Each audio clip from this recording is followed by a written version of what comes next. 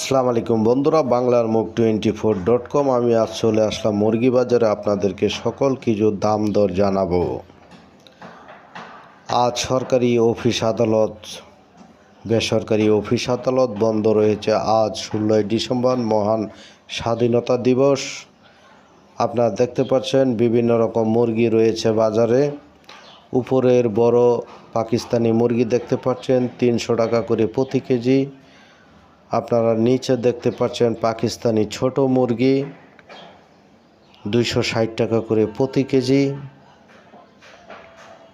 আপনারা দেখতে পাচ্ছেন ব্রয়লার মুরগি রয়েছে 170 টাকা করে প্রতি কেজি।